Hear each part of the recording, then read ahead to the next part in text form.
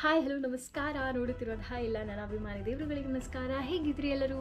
ನಾನು ಕೂಡ ಆರಾಮವಾಗಿದ್ದೀನಿ, ನೀವೆಲ್ಲರೂ ಆರಾಮವಾಗಿದ್ದೀರಿ ಅಂತ ನಾನು ನೆನೆಸ್ತೀನಿ. ನಿಮಗೆಲ್ಲರಿಗೆ ಗೊತ್ತಿರಬಹುದು, ಉಗ್ರಂ ಫಿಲ್ಮ್ ರಿಲೀಸ್ ಆಗಿ 2014ಗೆ ರಿಲೀಸ್ ಆಗಿದೆ. 10 ವರ್ಷಗಳ ಸಂಭ್ರಮಾಚರಣೆಗಳನ್ನು ಉಗ್ರಂ ಫಿಲ್ಮ್ ಮಾಡ್ತಿದೆ ಅಂತ ಹೇಳ್ಬೋದು. ಉಗ್ರಂ ಫಿಲ್ಮ್ನ ಹೀರೋ ಆದ ಮುರಳಿ ಇವರು ಕೂಡ ಇದಕ್ಕೆ ಬಂದಿದ್ದರು. ಹಾಗಾಗಿ ತುಂಬಾ ಖುಷಿ ಆಗ್ತದೆ. ಬಟ್ ಇನ್ನೊಂದು ವಿಷಯ ಏನಂದರೆ KGF ಅಲ್ಲಿ ಶ್ರೀ ಮುರಳಿ ಇವರಿಗೆ ಸ್ವಲ್ಪ ಕಾರಣಾಂತರಗಳಿಂದ ಹೋಗ್ಲಿಕ್ಕಾಗಲಿಲ್ಲ ಅಂತ ಅದು ಅವರಿಗೆ ಕ್ಯಾನ್ಸಲ್ ಆಗಿತ್ತು KGF. ಸೊ ಅದು ಯಾರಿಗೆ ಬಂತಂದರೆ ಯಶ್ಗೆ ಬಂತು. ಸೊ ಪುನೀತ್ ರಾಜ್ಕುಮಾರ್ ಸರಿಗೆ ಕೂಡ ಇದು ಅಪರ್ಚುನಿಟಿ ಬಂದಿತ್ತು, ಬಟ್ ಅವರು ರಿಜೆಕ್ಟ್ ಮಾಡಿದ ಕಾರಣ ಇದು ಹೋಗಿದೆ ಅಂತ ಹೇಳ್ಬೋದು.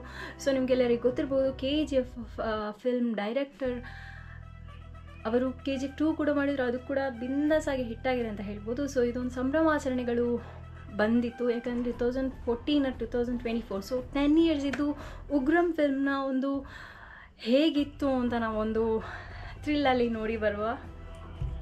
ಹಾಕೊಂಡಿದ್ದಾರೆ, ಅಗಸ್ತ್ಯ ಅಂತ ಬರ್ಸ್ಕೊಂಡಿದ್ದಾರೆ, ಉಗ್ರಂ ಅಂತ ಟ್ಯಾಟೂ ಹಾಕೊಂಡಿದ್ದಾರೆ. ಈ ಜಾಗದಲ್ಲಿ 10 ಇಯರ್ಸ್ ಅನ್ನೋ ಒಂದು ಸೆಲೆಬ್ರೇಷನ್ ನಾನು ಕೂತಿದ್ದೆ. ಅಲ್ಲಿಂದಾನೇ ಸೆಲೆಬ್ರೇಷನ್ ಸ್ಟಾರ್ಟ್ ಆಗಿತ್ತೋ ಏನೋ ಅಂತ ನನಗೆ ಗೊತ್ತಾಗ್ತಿಲ್ಲ ಇದು. ಬಿಕಾಸ್ ಆ ಹೈಪ್ ಡೈರೆಕ್ಟರ್ ಆದ ಪ್ರಶಾಂತ್ ನೀಲ್ ಅವರು ಕೂಡ ಈ ಒಂದು ಗ್ಯಾರಂಟಿ ಕೊಟ್ಟಿದ್ದಾರೆ, ಏನಂದರೆ ನಮ್ಮ ಶ್ರೀ ಮುರಳಿ ಅವರ ಜೊತೆ ನಾನು ಇನ್ನೊಂದು ಫಿಲ್ಮ್ ಅಂತೂ ಡೆಫಿನೆಟ್ಲಿ ಮಾಡ್ತೇನೆ. ಯಾಕಂದರೆ 2014 ಉಗ್ರಂದು ಫುಲ್ ಹಿಟ್ ಆಗಿದೆ ಅಂತ ಹೇಳ್ಬೋದು.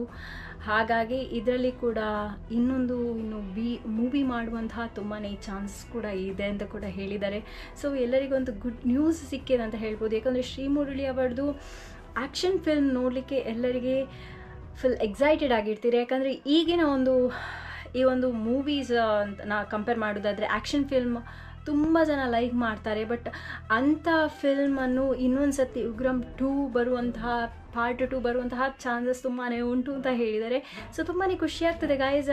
ನಿಮಗೆ ಹೇಗಿತ್ತು ಅಂತ ನೀವು ಕಮೆಂಟ್ ಸೆಕ್ಷನಲ್ಲಿ ಕಮೆಂಟ್ ಮಾಡಿ ಅಂತ ಹೇಳಿ, ನೀವು ನೆಕ್ಸ್ಟ್ ವೀಡಿಯೋದಲ್ಲಿ ಸಿಕ್ಕುವ guys. Until take care, bye. Subscribe ಮಾಡಿ, ಪ್ಲೀಸ್ ಸಬ್ಸ್ಕ್ರೈಬ್ ಮಾಡಿ ಅಂತ ಹೇಳಿ. Love you all.